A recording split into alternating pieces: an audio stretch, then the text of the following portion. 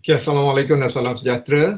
Pada hari ini kita akan masuk kepada tajuk terakhir kita, iaitu turbo machinery. Okay, sebahagian berkenaan dengan turbo machinery ini telah kita belajar pada fluid mechanics 1. So, apa yang dikatakan turbo machinery ataupun turbo machine ialah sebagaimana yang ditunjukkan ataupun sebagaimana perkataan itu sendiri, turbo di sini membawa maksud pertambahan tenaga. So, pertambahan tenaga itu kita akan gunakan untuk menggerakkan mesin. So, lebih kurang idea dia seperti itulah, supaya maknanya saya harap pelajar dapat memahami apa yang dimaksudkan dengan turbo mesin. Okay, kemudian di dalam tajuk turbo mesin kita dalam tajuk ini, kita sebenarnya akan membicarakan tentang dua perkara, iaitu pump and turbine. So turbo machine are the commonly employed devices that either supply or extract energy from a flowing fluid by means of rotating propeller or vanes. So pump adds energy to a system with the result that the pressure is increased. It is also causes flow to occur or it increases the rate of flow. A turbine extracts energy from a system and convert it to some other useful form, typically to electric power. So hydroturbine is a machine that generates power from high pressure water. Relatively large conduit or tunnels deliver fluid to closed turbine in order to generate power. Okay, another example is steam turbine and air turbine. Okay, di sini saya rasa para pelajar tidak asing lagi dengan perkataan pump dan turbine, kerana di dalam fluid mechanics 1 kita telah membicarakan berkenaan dengan pump dan turbine. So di dalam bab apa kita membicarakan tentang pump and turbine? Saya rasa di dalam fluid dynamic, di mana kita belajar untuk menulis bernoulli equation di dalam keadaan yang mempunyai pump dan turbine. So ini sekadar pengulangan. Untuk pump, kita kena faham bahawa ialah satu sistem, adalah satu alat ataupun satu device yang akan menambah tenaga di dalam sistem. Oleh itu, di dalam Bernoulli equation, kedudukan pump akan berada di dalam inlet kerana ia menambah tenaga pada sesuatu sistem. Oleh itu, pengiraan inlet mestilah berdasarkan tenaga yang sedia ada dicampurkan dengan tenaga yang kita tambah di dalam sistem tersebut. So jadi untuk pump, saya rasa pelajar alert, kita menulis P1 over rho G campur Z, kemudian kita campur head of pump, kemudian kita menulis pada outlet. Okay, Z2, dan kemungkinan kita perlu mengira tentang losses. Okey, yang ini saya rasa pelajar telah melihat perkara ini. Kemudian sekiranya kita menulis Bernoulli equation di dalam untuk turbine ataupun sistem yang mempunyai turbine, kita perlu faham bahawa turbine adalah satu alat di mana ia menggunakan tenaga yang dibekalkan. Oleh itu di dalam Bernoulli equation selalunya kita akan tulis head of turbine di dalam output. So jadi kita akan menulis seperti ini.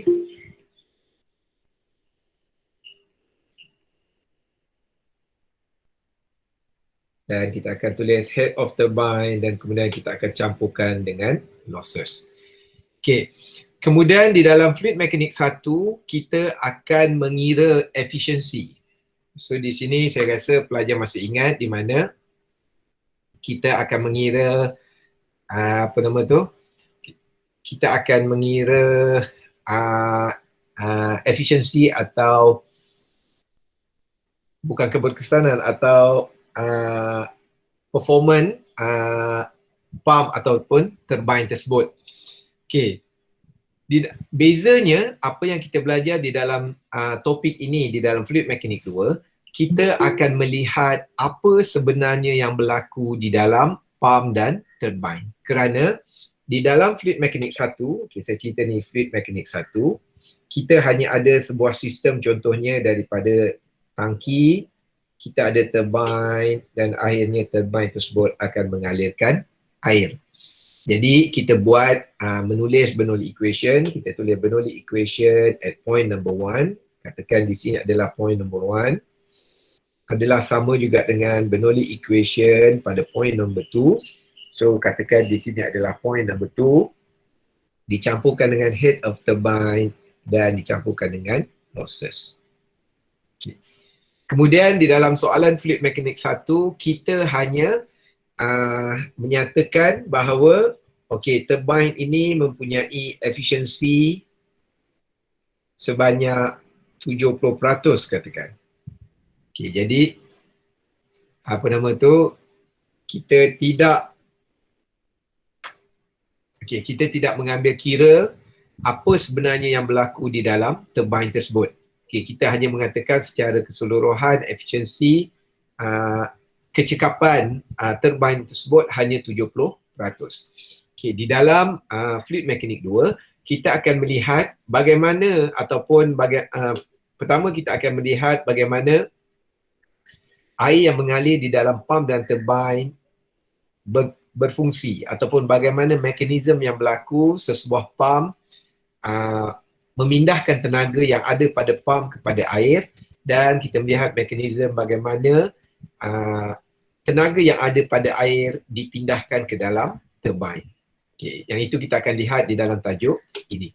Kemudian kita juga akan melihat bagaimana pengiraan efisiensi ataupun pengiraan kecekapan sesebuah pump dan turbine dilakukan dengan lebih detail, kerana perkara ini tidak disentuh di dalam fluid mekanik 1.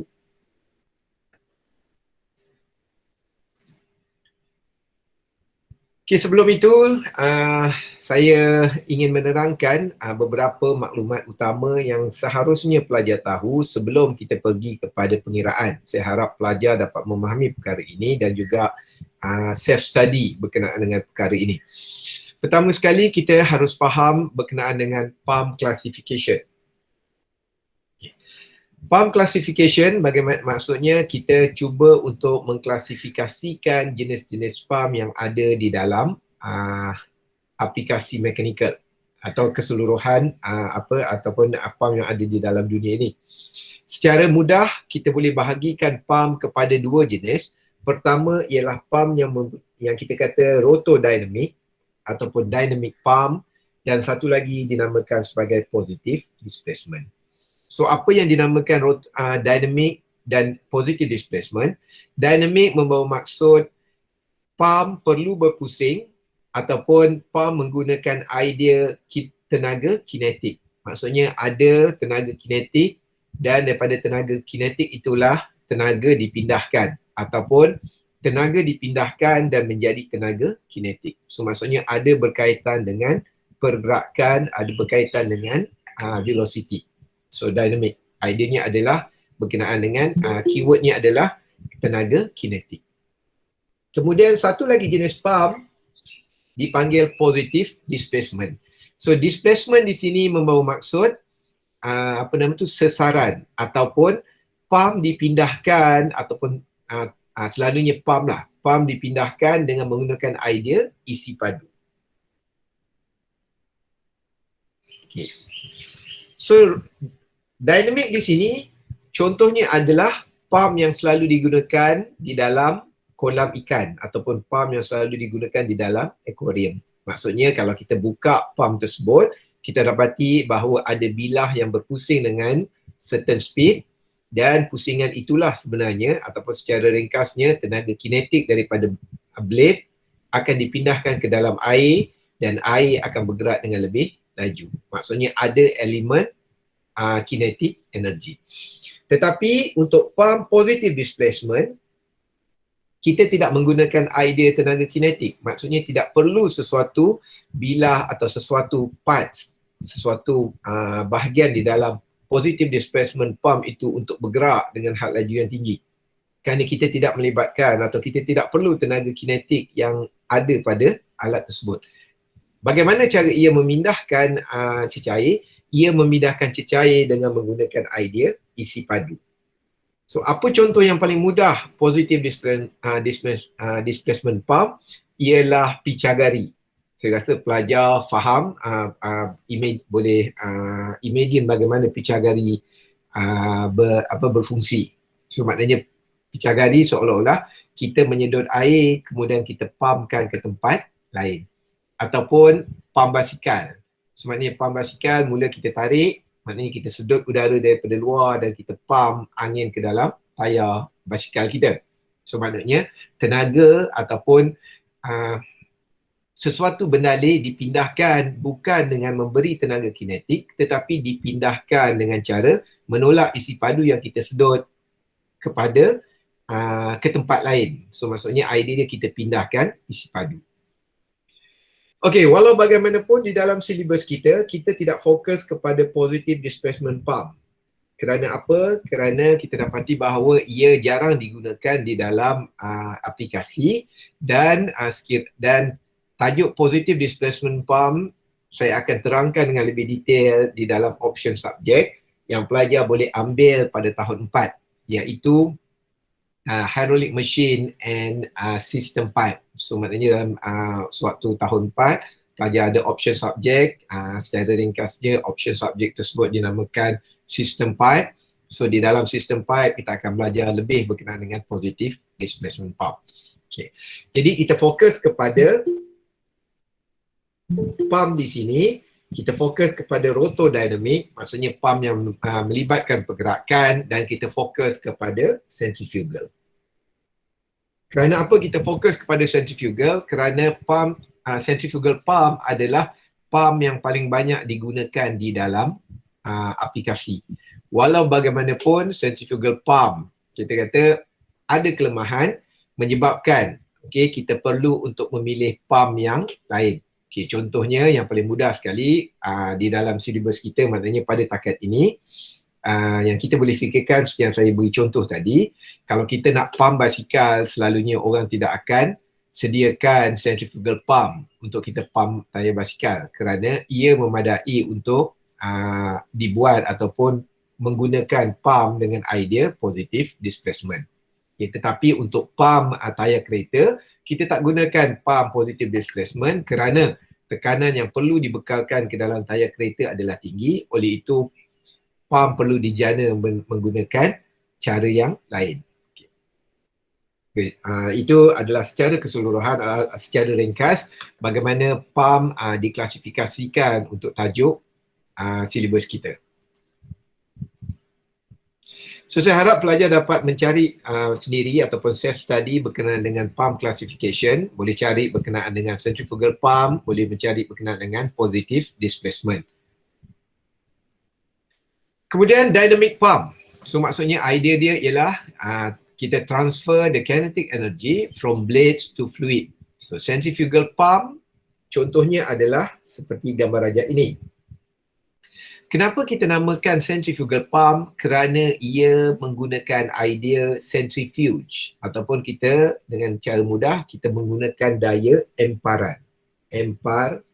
Daya empar. Ataupun dalam Inggerisnya kita kata centrifuge force. So apa centrifuge force ni? Yang paling mudah ialah anda kata kita ada satu baldi, so awak imagine kita ada satu baldi dan baldi tersebut kita letakkan air. Kemudian baldi tersebut kita pusingkan dengan laju.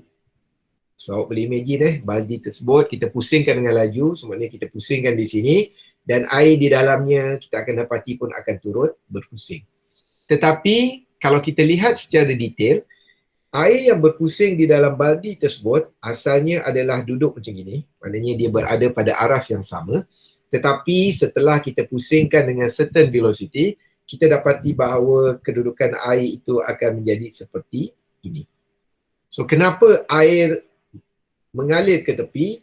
Kerana wujud centrifuge force. So itu daya emparan.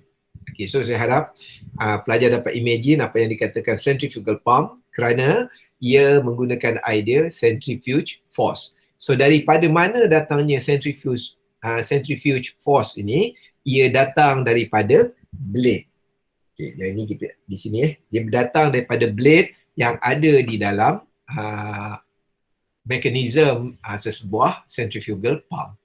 So, blade tersebut akan memainkan peranan yang penting kerana kedudukan blade, maksudnya in term of angle blade, bentuk blade, shape of blade dan juga kelajuan blade akan memainkan peranan yang penting bagi memastikan air menerima tenaga yang betul, air boleh diempar ataupun air boleh bergerak dengan mekanisme centrifuge force untuk bergerak ataupun untuk masuk kepada outlet pipe. Okay. Walau bagaimanapun, setelah banyak kajian berkenaan dengan pump ini dibuat, akhirnya kita boleh klasifikasikan berkenaan dengan pergerakan pump ini kepada 3 jenis utama. Pertama, kita kata ada radial pump. Kedua, ada axial pump, ada radial pump dan ada mixed pump. So, beza antara axial, radial dan mixed ni ialah kita dapati bahawa pada axial pump di sini, kita dapati bahawa kadar alir ataupun flow of direction pada inlet sama dengan flow of direction pada outlet. Maksudnya kita kata pump diletakkan secara paksi, oleh itu tiada perubahan arah aliran.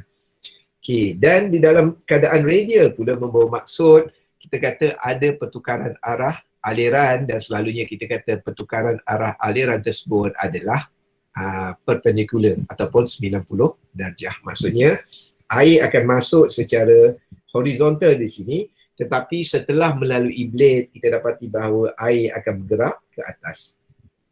Okay, maksudnya air telah dipesongkan 90 darjah, barulah air mengalir ke dalam outlet. Okay, untuk mix di sini kita kata selalunya apabila aliran tersebut bergerak dengan idea kurang daripada 45 darjah. Kerana yang ini kita faham bahawa sekiranya sesuatu aliran itu bergerak secara incline dengan certain angle, membawa maksud ia ada komponen horizontal dan dia juga ada komponen vertical. So bila dia ada komponen campuran komponen horizontal dan vertical, membawa maksud pump tersebut adalah mix of horizontal and vertical components. Okay, itu yang dikatakan dengan mix. So jadi diharapkan pelajar ketika membaca buku teks, pelajar boleh dapat idea berkenaan dengan axial pump, radial pump dan juga mix pump. Okay, antara contoh positive displacement, okay, selain daripada picture gari, kita kata pelajar tentu boleh imagine berkenaan dengan pipe air yang kita gunakan untuk mengangkut air dari telaga yang dalam. So maksudnya air berada mungkin 5 meter dari permukaan tanah. Selalunya pump tidak diletakkan di dalam air tersebut dan kita akan hanya meletakkan saluran air sahaja kerana selalunya normally kat sini ada tanah dan kita akan masukkan hose di sini dan kita akan menggunakan reciprocating pump. So reciprocating pump adalah salah satu contoh positive displacement kerana apa? Reciprocating kita kata reflect kepada pergerakan piston yang ada di sini. So ia akan bergerak secara reciprocate. Okay, dia akan bergerak ke atas ke bawah dan dia akan seolah-olah menyedot air dan akhirnya akan mengeluarkan air tersebut. Jadi di sini kita lihat bahawa tidak ada tenaga kinetik ataupun tidak perlu ada parts yang berputar untuk create ataupun untuk buat tenaga kinetik untuk kita pindahkan ke dalam air bagi membolehkan air bergerak ke tempat yang lebih tinggi. Kerana kita menggunakan idea perpindahan volume, perpindahan isi padu air secara sedikit demi sedikit. Kemudian ada juga berkenaan dengan positive displacement pump yang dipanggil rotary pump. Okay, di sini kita kata mungkin idea rotary itu memberi idea kepada pelajar berkenaan dengan sesuatu elemen ataupun sesuatu part yang berpusing secara bulatan. So memang betul dan contoh rotary pump adalah lobe pump di sini. Kita ada blade seperti ini. Okay, dan ia akan berputar. Dan perputaran inilah sebenarnya akan menggerakkan cecair. Walaupun blade di sini boleh kita katakan blade lah ataupun kita kata part di sini bergerak dengan certain velocity, tetapi kita perlu faham pengiraan pump ini ataupun idea asas pump ini tidak memerlukan ataupun tidak pakai idea pemindahan tenaga kinetik yang ada pada blade atau yang ada pada parts pump tersebut kepada air. apa yang berlaku hanyalah isi padu air di sini akan dipindahkan ke sebelah dan akhirnya dipindahkan pada outlet. Maksudnya idenya masih lagi memindahkan isi padu air daripada satu tempat ke satu tempat yang lain.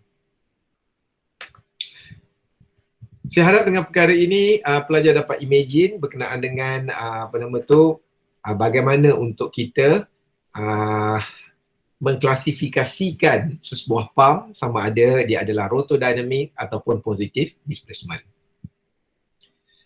Okey, yang ini adalah pengulangan kepada idea asal yang saya terangkan tadi. Maksudnya di dalam Bernoulli equation, saya harap pelajar masih ingat di mana perlunya kita meletak head of pump ataupun head of turbine dan juga losses.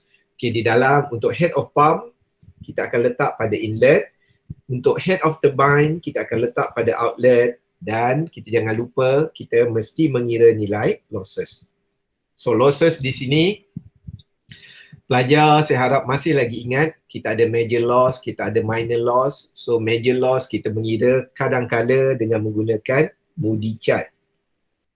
Okay, saya harap pelajar masih lagi tahu untuk mengira Moody chart kerana ada kemungkinan besar untuk pelajar diminta mengira Moody chart bagi menjawab soalan.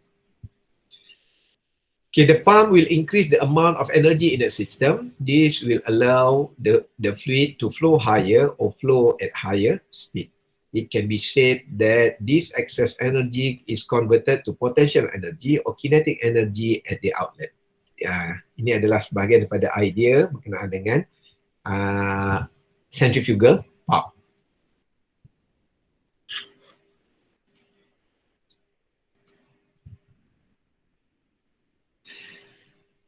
Okey, seterusnya kita ingin memahami ataupun kita ingin belajar tentang mekanisme ataupun general parts yang ada di dalam centrifugal pump. Okay, kita dah mula masuk kepada bab yang khusus, kita fokus kepada centrifugal pump. Okay. A centrifugal pump consists of two principal parts. One is impeller, which imparts as rotary motion to the liquid. And number two is housing or casing, which direct the liquid into the impeller region and transport it away under a high pressure. So ini adalah bentuk ataupun kerata rentas centrifugal pump. So kerata rentas ini adalah very common. Maksudnya saya harap pelajar boleh melukis kerata rentas ini dengan mudah. Walau bagaimanapun, saya akan terangkan beberapa perkara details yang pelajar mesti tunjuk di dalam lukisan pelajar sekiranya diminta di dalam soalan, kerana jika tiada perkara tersebut, kita kata tiada markah yang akan diberikan. Okey, selalunya kita akan membicarakan centrifugal pump dengan idea radial flow. Okay, iaitu kita mengatakan bahawa kita ada blade di sini. So kita ada blade bentuk di sini. Inlet akan masuk di tengah dan kemudian air akan dipesongkan ataupun air akan dipindahkan secara perpendicular. So maksudnya ini adalah inlet dan air akan bergerak secara outlet seperti ini. Okay, so maksudnya ia dalam bentuk radial flow. Okay, oleh itu ini adalah cross section daripada bahagian tepi, okay. Dan sekiranya kita melihat cross section daripada keadaan ini, daripada sisi yang lain, kita perlu faham oleh kerana air masuk di bahagian tengah, oleh itu pada tengah inilah air akan keluar. So oleh itu tempat di mana air ini keluar kita namakan sebagai I.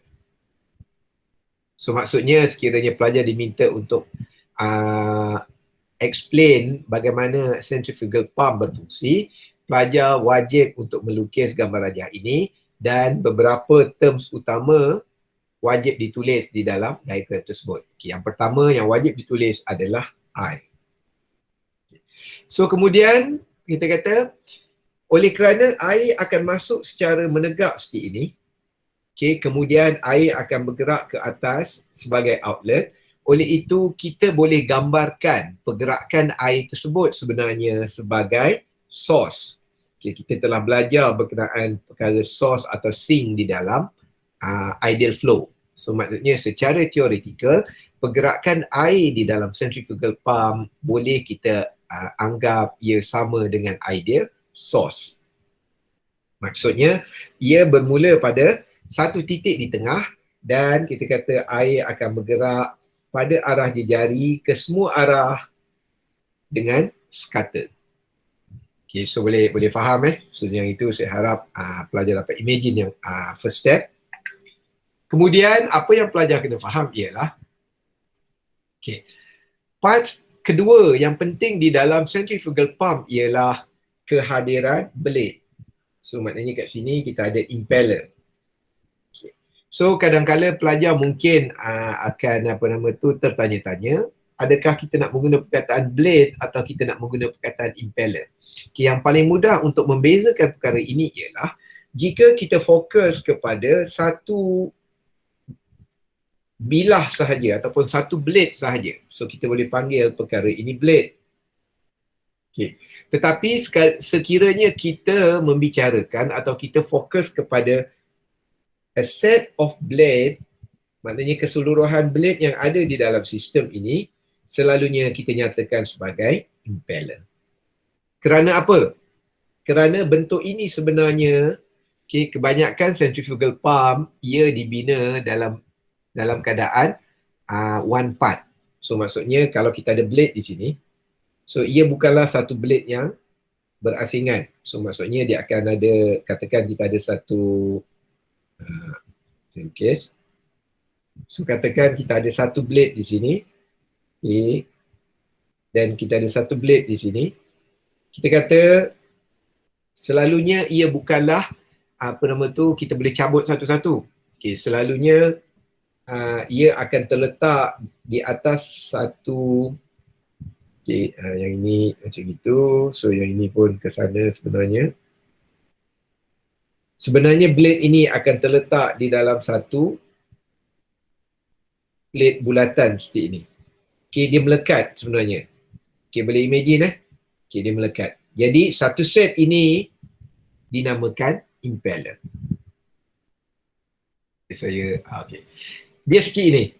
So ini adalah contoh impeller. Maksudnya kita kata keadaan blade dan juga piring pada atas dan bawahnya melekat antara satu sama lain. Ia seolah-olah dicipta ataupun dihasilkan secara one part. Oleh itu, perkara keseluruhan part ini dinamakan sebagai impeller. Tetapi di dalam satu keadaan apabila kita ingin membicarakan tentang bagaimana mekanisme air melalui blade, kita tak cakap air melalui impeller. Kita akan cakap air melalui blade. Kerana apa? Kerana kita hanya fokus kepada apa yang berlaku apabila air melalui satu blade sahaja. Jadi saya harap pelajar dapat imagine apa yang berlaku. Kita fokus kepada pergerakan kita di sini. Jadi saya besarkan untuk mendapat gambaran yang lebih jelas. Kita ada air di sini. Air akan keluar dengan ideal source. Saya harap pelajar faham. Oleh itu air akan bergerak ke seluruh arah. Kemudian air akan melalui kawasan ini, maksudnya kawasan blade, dan kita kena faham bahawa blade di sini bergerak dengan certain velocity. So jadi apa yang berlaku apabila air melalui sesuatu objek yang bergerak, kita kata akan berlaku perpindahan tenaga kinetik daripada blade yang bergerak ini kepada air. So akhirnya air akan keluar di sini dalam keadaan mempunyai extra energy. Kerana apa? Kita kena faham bahawa pump ialah satu alat yang memberi tenaga kepada fluid, kepada aliran. Buktinya apa? Buktinya ialah pump sama ada air atau tidak, kita kata pump akan bergerak. Maksudnya awak plug in pump awak switch on, kita kata blade pada pump akan berpusing. Tak kira ada air atau tidak. Membawa maksud bahawa pump mempunyai tenaga sendiri untuk berpusing, untuk menggerakkan impeller. So jadi apa yang berlaku apabila impeller menyentuh, apabila air menyentuh impeller, kita kata berlaku perpindahan tenaga, iaitu tenaga kinetik daripada blade kepada air, dan air tersebut akan bergerak ke tempat yang lebih tinggi. So apabila air berupaya untuk bergerak ke tempat yang lebih tinggi, membawa maksud air akan menukarkan tenaga kinetik yang ada pada dirinya kepada potential energy kerana ia duduk pada tempat yang lebih tinggi. Okay, saya harap pelajar dapat imagine apa yang berlaku setelah air di sini masuk ke dalam ruangan impeller. Dalam masa yang sama, impeller akan bergerak, membawa maksud tenaga kinetik daripada impeller dipindahkan ke dalam air. Okay, kemudian air akan masuk ke dalam ruangan outlet. So ruangan outlet tersebut bukanlah terus-terus outlet. Pump yang baik ataupun centrifugal pump yang sempurna, kita kata sekiranya awak beli pump yang murah, mungkin pump tersebut tidak mempunyai part ini. Okay, part yang saya nyatakan ialah volute. So volute ni apa? Volute ini adalah ruangan yang menyambungkan di antara impeller kepada outlet. Okay, apa ciri-ciri volute? Ciri-ciri volute ialah ia akan membesar. Maksudnya kalau kita lihat di sini, volute kita dapati bahawa cross-sectional area di sini kecil, tetapi pada cross-sectional area di sini ia menjadi besar. So apa kelebihan ini?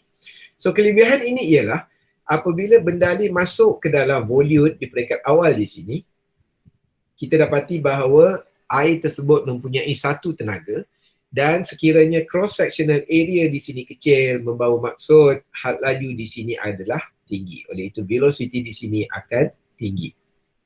Tetapi apabila air tersebut bergerak ke tempat yang mempunyai cross-sectional area yang lebih besar, kita faham bila cross-sectional area besar, velocity akan turun. So hukum itu adalah hukum yang mana? Hukum itu adalah A1V1 sama juga dengan A2V2. So itu hukum yang saya harap pelajar masih ingat dengan menggunakan idea continuity equation. So jadi maksudnya di sini cross-sectional kecil, velocity akan velocity akan tinggi. Tetapi apabila melalui kawasan ini, kita dapati bahawa velocity akan rendah. Kemudian, apa yang kita perlukan sebenarnya? Kenapa kita purposely kita perlukan velocity yang rendah? Kerana apa? Kerana pada velocity yang rendah, for sure kita kata pressure akan tinggi. So, di keadaan ini kita kata velocity tinggi, pressure adalah rendah. Tetapi pada outlet di sini, kita dapati bahawa purposely, dengan sengaja kita design centrifugal pump kita supaya mempunyai velocity yang rendah dengan cara kita besarkan cross-sectional area. Okay, menggunakan idea A1V1 sama juga dengan A2V2 supaya had laju yang rendah akan menghasilkan pressure yang tinggi. Okay, selalunya pressure yang tinggi kita kata boleh memastikan bahawa air akan diangkat dengan lebih tinggi. Jadi apabila air yang boleh diangkat dengan lebih tinggi, membawa maksud air mempunyai tenaga potensial yang banyak. Itu adalah tujuan tujuan volute dibuat. So jadi maknanya saya harap pelajar faham elemen yang kena ada ialah air, di mana air masuk. Kita ada impeller untuk memindahkan tenaga kinetik daripada pump ke dalam air, dan kita perlu ada volute kerana kita perlu prepare air supaya mempunyai high pressure, tenaga tekanan yang tinggi, dan seterusnya kita perlu menyediakan outlet dan casing. Okay. Kenapa casing penting? Okay. Kerana kita kena faham bila kita melibatkan air dan juga pressure, kita kena pastikan bahawa tiada kebocoran, tidak ada leaking. Tidak ada makna kalau kita buat pump tapi kat sini ada lubang besar, air boleh keluar. So maksudnya air akan mengalir keluar, kita tidak dapat mengalirkan air dengan baik, dan pressure yang kita develop, maksudnya pressure yang kita buat akan hilang begitu sahaja. Kerana apa? Kerana kita tidak boleh simpan pressure tersebut, kerana ada lubang dan ia akan menyebabkan tekanan diseimbangi dengan atmospheric pressure. Okay, jadi awak kena faham ada 4 perkara yang kita perlu jaga di dalam designing di centrifugal pump. Pertama, make sure ada air masuk, and then design of impeller, certain angle dan sebagainya. Kita akan lihat pengiraan tersebut di kemudian hari. Kemudian design of volute, to make sure kita dapat pressure yang kita nak, dan kemudian kita kata design a good casing, maksudnya tidak bocor dan boleh maintain pressure. Okay, selalunya kita akan buat bahawa outlet di sini mempunyai diameter yang lebih besar. Kerana kita tahu bila high pressure, kita kena make sure bahawa keadaan di situ adalah cukup besar, kerana air akan mula mengalir keluar. So ini adalah mekanisme bagaimana tenaga dipindahkan daripada daripada I ke outlet. So saya harap pelajar dapat menerangkan perkara ini dengan baik sekiranya ditanya.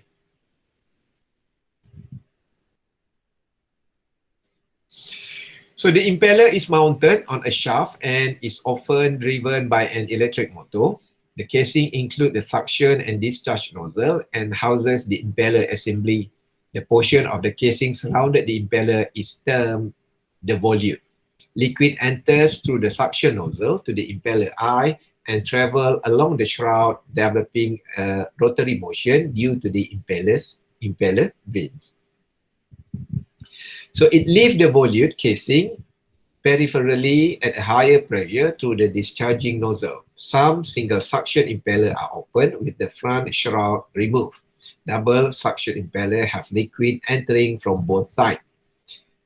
So yang ini berkenaan dengan impeller dan juga shroud ni sebenarnya ia lebih kepada bentuk impeller kita, sama ada air masuk di kawasan tengah sahaja atau impeller tersebut kita kata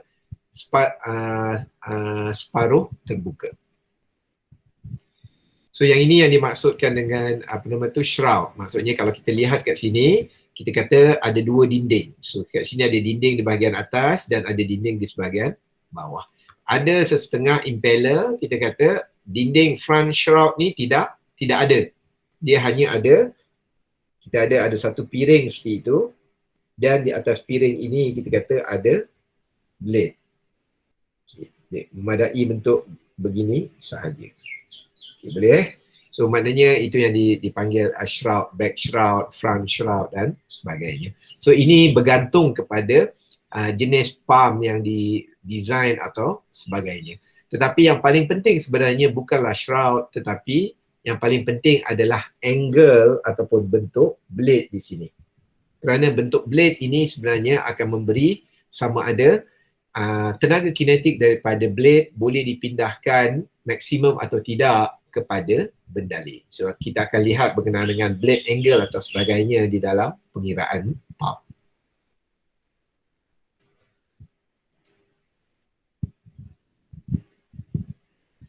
So ini adalah contoh centrifugal pump. Jadi di sini pelajar boleh imagine, selalunya kita kata inlet akan masuk di sini. Di sini adalah motor. So motor ini akan memusingkan blade, dan apabila blade dipusing, kita kata berlaku perpindahan tenaga daripada blade kepada air, dan kemudian air boleh bergerak ke tempat yang lebih tinggi. Kenapa air boleh bergerak ke tempat yang lebih tinggi? Kerana air telah mempunyai extra energy. Oleh itu bila ada extra energy, pelajar perlu faham, katakan kita ada tangki, dan tangki ini kita letak pump, dan sekiranya pump tiada, kita kata impossible untuk air bergerak memenuhi tangki yang di atas. Tetapi bila kita letakkan pump di sini, extra energy akan ditambah oleh pump. Kerana apa? Kerana pump akan dapat energi daripada elektrik. So ada extra energi yang ditambah oleh pump, oleh itu air akan tukar energi tersebut kepada potential energi. Okay, yang ini saya harap pelajar boleh imagine apa yang sebenarnya yang berlaku dengan kehadiran pump di dalam aliran. Okay, kemudian kita ada sedikit masa lagi, kita cuba imbas kembali apakah equation yang perlu pelajar tahu untuk menyelesaikan masalah pump. Okay, saya beri equation ini kerana equation ini sebenarnya telah digunakan di dalam beberapa siri pengiraan kita yang lepas. Okay, yang pertama ialah kita perlu faham bahawa apabila sesuatu objek itu berputar secara bulatan, maksudnya yang paling straightforward, kita kata kita ada blade. Okay, blade itu ada di atas impeller dan blade itu berputar di dalam had laju putaran. Oleh itu kita kena convert ataupun kita kena faham relationship, hubungan di antara had laju putaran dan juga linear velocity. Okay, linear velocity adalah U dan had laju putaran adalah R omega. So bezanya ialah kita kata linear adalah di dalam unit meter per second dan had laju putaran, okay, I'm sorry, dia bukan R omega, had laju putaran adalah omega. So omega adalah di dalam radian per second. Okay. Itu yang paling basic. Saya kata pelajar ingat U sama dengan R omega. So kita ada gunakan U sama dengan R omega di dalam pengiraan vortex dan sebagainya. Okay. Kemudian tetapi secara aplikasinya engineers tidak akan cakap pump tersebut berputar dengan berapa radian per second. Okay, selalunya kalau kita buka website berkenaan dengan pump ataupun specification terhadap pump, secara common kita akan menggunakan terms RPM. So rotation per minute ataupun rotation per second. Okay, jadi apa hubungan rotation per minute dan rotation per second dengan linear velocity? Ia boleh ditulis sebagai berikut. So maknanya pelajar kena ingat U sama dengan R omega sama dengan pi dn over 60 atau pi dns.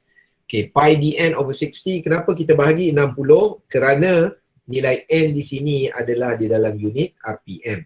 Jadi kita kena bahagikan dengan 60 supaya unit menjadi per second. Dan sekiranya rotation tersebut telah diberikan di dalam second, tidak perlu lagi dibahagi dengan 60, memadai untuk pelajar menggunakan rumus pi dn di mana ns tersebut adalah rotation per second. So yang ini saya harap pelajar dapat faham untuk menyelesaikan masalah ini kerana ia sering digunakan berulang kali. Okay, seterusnya di dalam tajuk pump and turbine ini, okay, kita memang akan menggunakan head of turbine, head of pump dan sebagainya seperti mana yang kita gunakan di dalam fluid mekanik 1, tetapi selalunya engineers akan menggunakan idea power. So jadi rumus power yang paling common ialah power sama dengan rho GQ time H. So jadi time H ni apa?